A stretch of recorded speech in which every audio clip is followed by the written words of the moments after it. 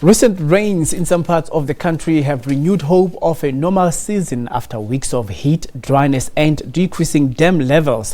While the overall dam levels for the country remain above 60% at 62% full during the week ended 21st October 2019, some provinces such as Gauteng are facing water restrictions due to higher temperatures and the decline in water levels in critical dams.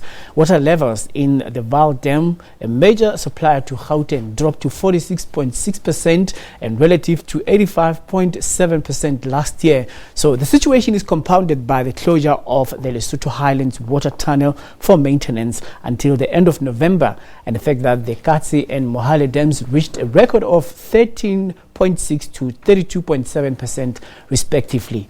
So what does this mean for agriculture? Let's ask agricultural economist from FNB, Makube. Thank you very much for coming. Thank you very much for having me. We're talking about the rainfall patterns that are anticipated, but actually we've been seeing dark clouds but no rain as one would have expected. Does this threaten the planting season? I think if you recall, the past few years we have seen that the trend where rains are delayed.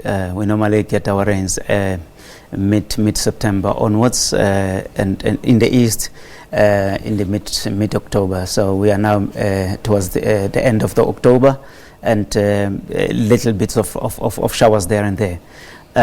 Yes, definitely that has had an impact on the agricultural sector, and in terms of the planting, planting for farmers in the east, particularly, the planting window opened mid-October, closes mid-November. So it is critical that we get rains. And fortunately, that is the situation in Mpumalanga. A little bit of rains that have been received. Will allow some farmers to plant, but in terms of forecasts, earlier indications are that we might get some rains in early November, and towards the end of November. But most of it in December, and that's where the bulk of the planting area will happen in the west. Does this actually speak to the poor performance of the numbers of agriculture as far as the contribution to GDP figures is concerned? Well, agriculture's contribution to GDP has been declining over time, and that does not mean that agriculture has not been performing. This was as a result of the growth in other sectors that actually compressed agriculture. And if you look at agriculture, when we're talking about that contribution is primary agriculture, but if you take the downstream and upstream sectors that backwards and forward linkages into the economy, agriculture's contribution is far higher than that. But yes, growth has been shaved, and that this is as a result of the lower planted area that we saw in the past season.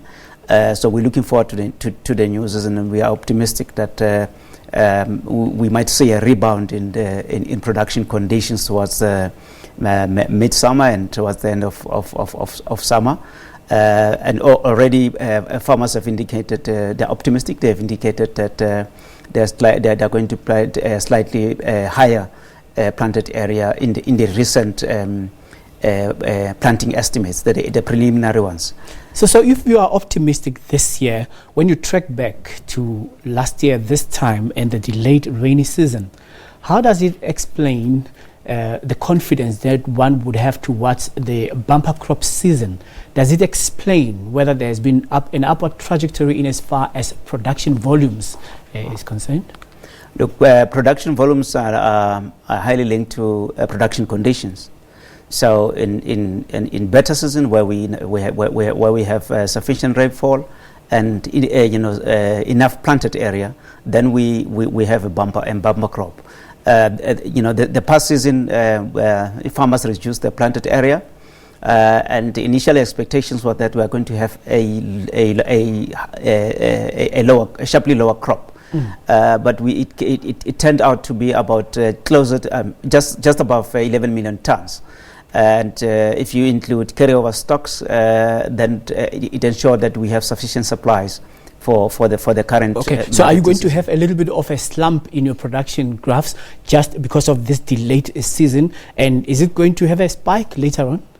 In terms of production? In terms of production. No, remember production, you can only talk towards the end of the season.